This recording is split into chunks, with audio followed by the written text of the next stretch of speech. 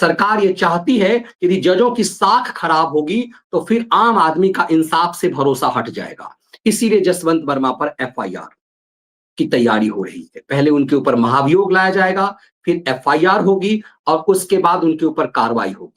जब जांच की प्रक्रिया आगे आएगी तो यशवंत वर्मा जैसे जज खुद ही वो सच बताएंगे जिस सच को उगलवाने के लिए जगदीप धनखड़ प्रवोक कर रहे हैं। जगदीप धनखड़ ने यूं ही नहीं कहा कि बड़ी मछली गिरफ्त में आनी बाकी है, सिर्फ छोटी मछलियों से कुछ नहीं होगा।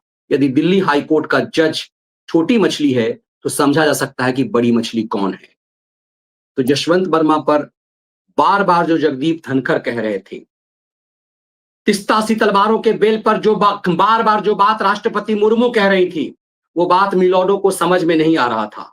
अब महाभियोग से मिलोडो को सब समझ में आएगा कि दरअसल मोदी सरकार सुप्रीम कोर्ट की साख को बरकरार रखने के लिए क्या कुछ करना चाहती है।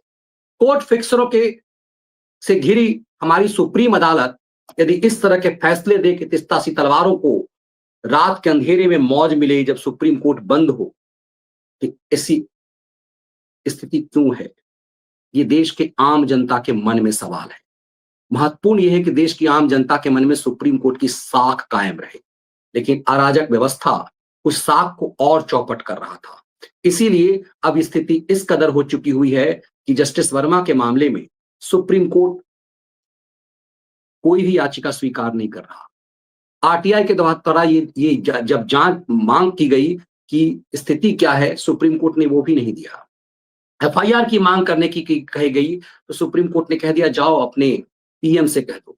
तो अब पीएम बड़ा फैसला ले रहे हैं और मुझे लग रहा है यही फैसला महत्वपूर्ण है। आगे आगे देखिए होता है क्या।